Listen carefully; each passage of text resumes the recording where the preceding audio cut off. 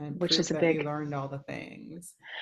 oh But yeah, yeah, that, when you start in that entree into the real world and the real you, I find maybe that's a good place to meet up with this understanding of what does it mean to channel? What does it mean to become a voice for a piece of work of art? Or how do you think of that?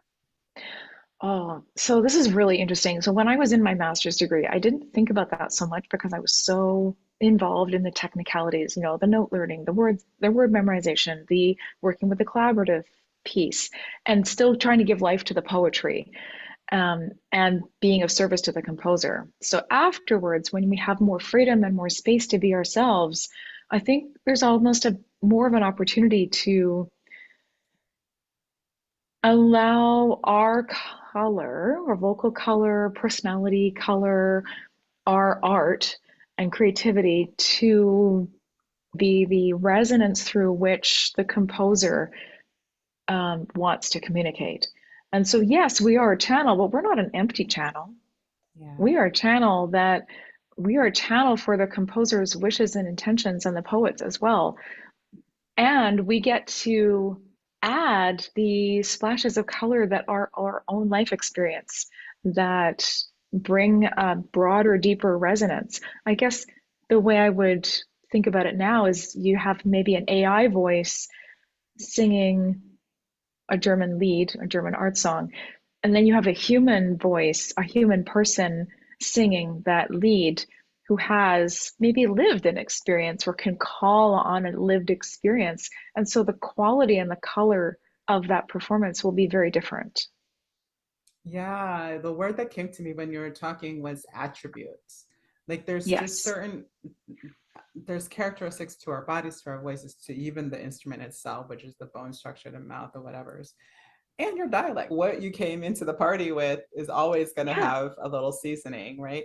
Um, and so it's this marriage of, it's always in classical music, it's always like honoring the music, honoring the Mhm. composer, honoring the experience of the audience, wanting to live or relive that composer, and then what is mine to Mhm. be here, right? And so, yeah, and I think to me, all artistic processes are a channeling, in my opinion. It's that touch of the divine that gets to be expressed in a way that hasn't been before through you and your attributes, right? When you are having that conversation with somebody, it's like, well, I really want to do light language, right? What are some of the common questions that come up for them? And then what are some of the answers that you try to help them with? Oh, the great question. So this is a really interesting transition from classical singer to light language channel. And I'm gonna say that my light language didn't come online. Like I couldn't access until about 5 years ago. And I kind of knew it was coming, and I was lucky enough to be around friends who were able to provide the container and the space to basically unplug the drain. And all of a sudden it was like Wow. a babbling brook of wonderful sounds and tonalities. And I had done enough work on my intuitive and meditation self to be able to know and access. I was like, oh, this is the frequency of water. This is the frequency of rocks. And this is the earth. And this is the frequency of a galactic channel, a galactic collective called the Pleiadians. And so that for me was a process that I was curious about. And then as my channeling journey continued over the past 5 years, I've gotten better at identifying, oh, which collective is this? But I had to let go of the intellectual, I need to know who this is. Because I Yeah. really had to just surrender to go, okay, I am this open space for channeling and also have a filter in place so that makes sure that I am actually what I'm bringing through is in integrity with myself, my soul, my values. It isn't being overridden by a different collective or a different entity that doesn't necessarily have my highest good for its result. Hmm. So when people ask me about channeling, I would say if they want to start to channel and they don't know where to start, I would always say start with your spiritual foundations, like even outside the voice part, making sure that you know what feels good and right. Look at your psychic senses.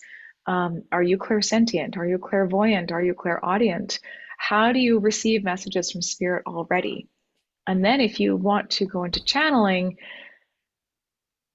start to develop those senses a little further and work on your voice in a fun and playful and creative way with maybe the support of a voice professional so that the I can see that people who are intellectually oriented might have a tendency to shut down their intuitive gifts because they're trying to sing the right way.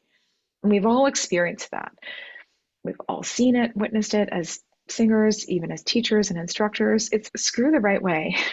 Just like, yes, get the right notes, yes, get the word and the rhythm in the right place. And that's for music study. When you're Yeah. moving into that flow of the channeling, a lot of that has to be thrown out the window. Mm. Just have to trust. And it's the way I experience it is putting my intellectual self aside and letting spirit move and sound and source move and sound through me and trust that my interest is in the right place for this channeling process, for this receiving process. Mm.